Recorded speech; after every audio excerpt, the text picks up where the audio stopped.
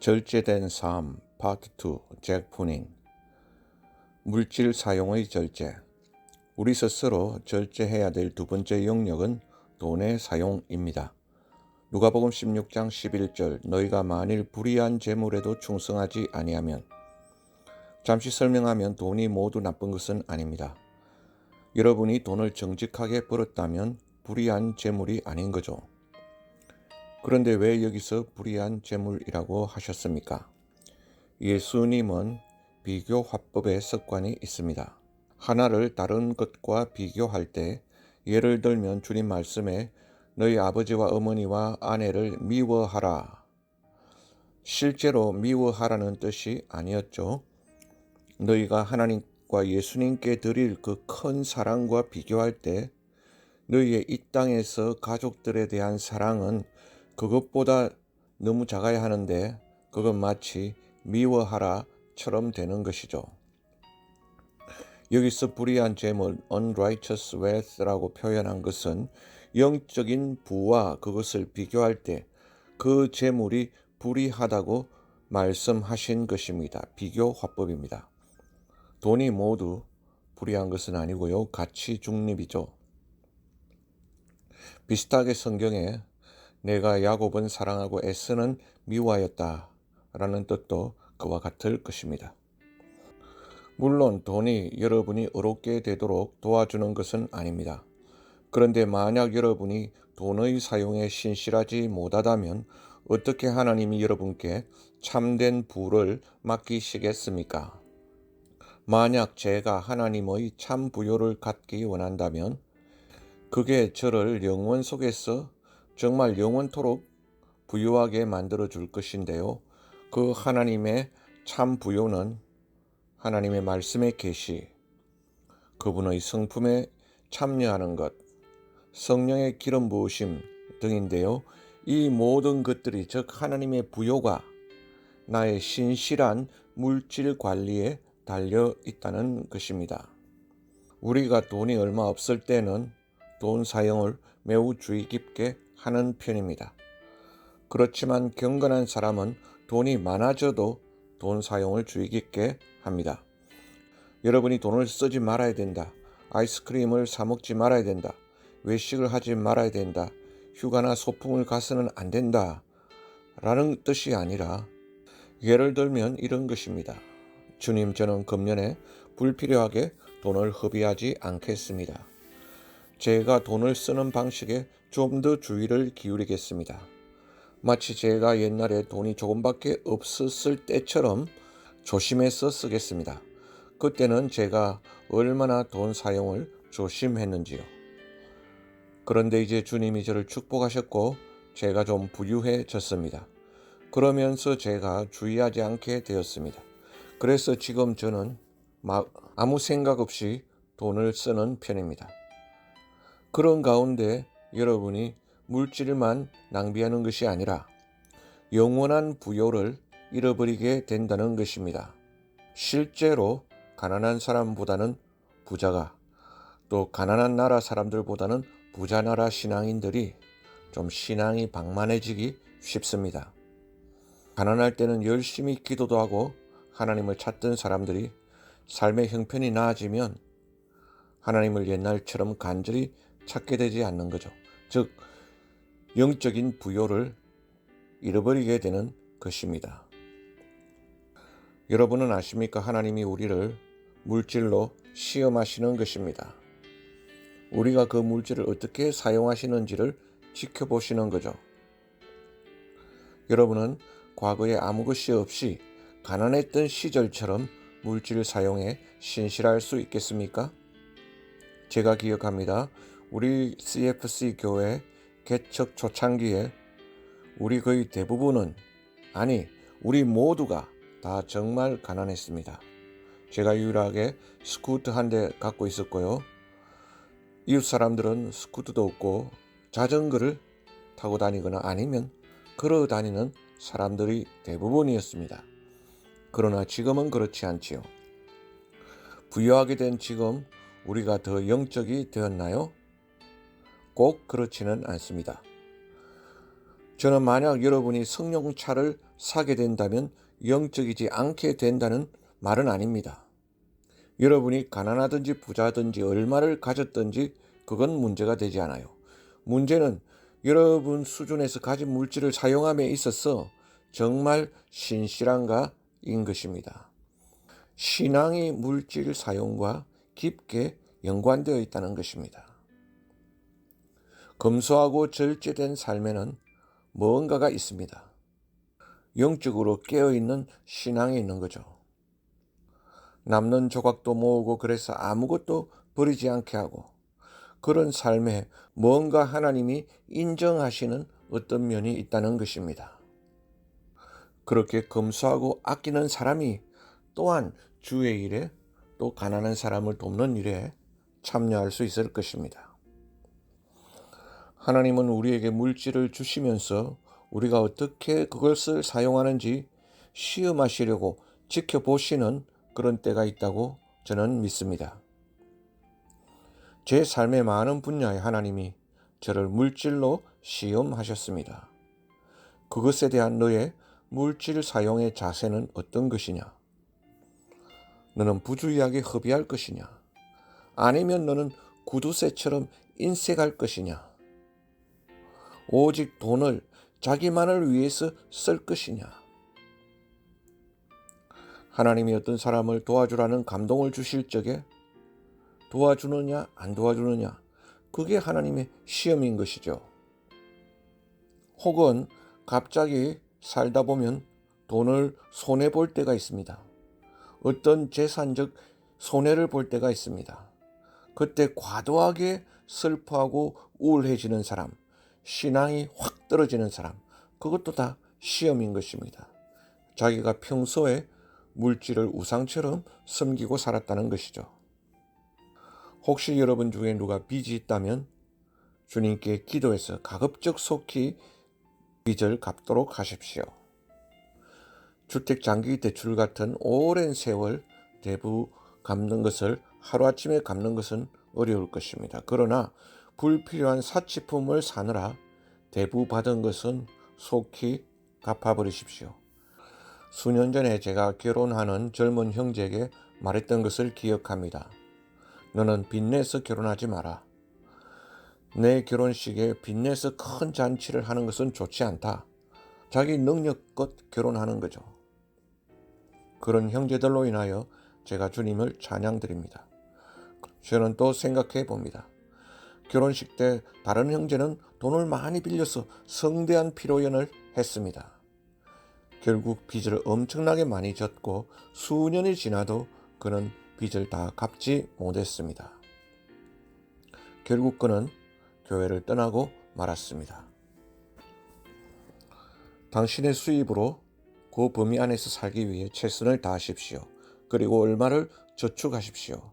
그래서 노후에 누구에게 돈을 빌리게 되지 않게 하십시오. 여러분 자매님들께 말씀드립니다. 불필요한 옷을 사려고 하지 마십시오. 여러분은 이미 입기에 충분한 옷을 많이 갖고 계십니다.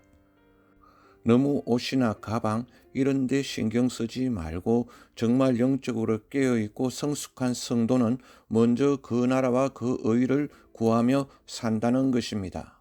그래서 여러분 기도하시기 바랍니다. 주님, 금년에는 제게 물질 분야에 절제의 영을 주시옵소서. 여기서 절제는 디스플린인데 아주 강력한 혹독한 훈련을 뜻하는 말입니다. 그래서 제가 돈을 허비하지 않겠습니다. 그리고 하나님 나라와 주의 영광을 위해 더 많이 쓰겠습니다. 만약 여러분이 저축할 수 있다면 또 여러분의 자녀들을 위해서도 저축하시기 바랍니다. 그래서 물질을 낭비적이고 부주의하게 헤프게 쓰는 것은 그 물질만 잊어버릴 뿐만 아니라 영적으로 많은 영원한 부를 잃어버린다는 것을 우리가 꼭 기억해야 되겠습니다. 디모데후서 1장 7절에 하나님은 우리에게 두려워하는 마음이 아니라 절제하는 마음을 주셨다고 했습니다. 하나님께서 우리에게 주신 것은 능력과 사랑과 절제하는 마음이니, 과거 성경에는 근신하는 마음이니 이렇게 나와 있죠. 우리는 하나님께 능력을 구하고 사랑을 구하고 하는데 절제를 구하지 않는 경우가 있습니다. 이제까지 우리가 하나님의 능력과 사랑을 구했다면 이제는 절제하는 마음도 구해보시기 바랍니다. 왜냐하면 하나님으로부터 참된 부요를 받기 원하는 사람들은 물질에도 절제해야 된다는 것이지요. 주님, 금년에는 제가 정말 성경의 깊은 계시를 많이 받기 원합니다. 주님, 제가 예전에 알지 못했던 신앙의 경지를 더 높이 깊이 배우기 원합니다. 주님, 금년에는 제가 이전보다 하나님의 성품에 더 많이 참여하기를 원합니다. 이런 마음이 있는 사람, 이런 소원이 있는 사람은 물질 사용에 스스로 자기를 훈련해야 된다는 것입니다. 하나님께 기도하시기 바랍니다. 여러분이 불필요하게 물질을 허비하는 분야가 어디인지 하나님께서 보여주시도록요. 세 번째로 절제할 영역은 우리의 몸입니다.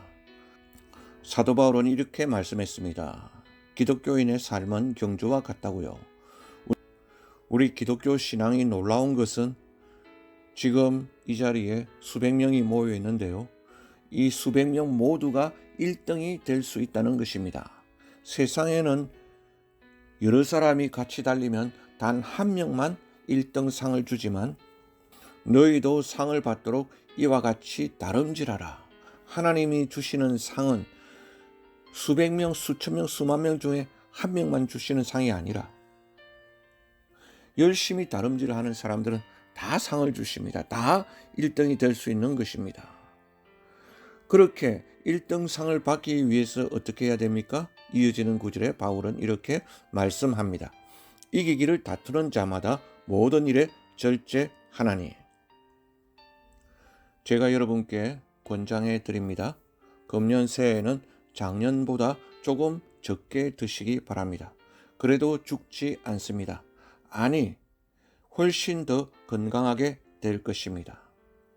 또 저는 여러분이 금식도 하게 되기를 권장합니다.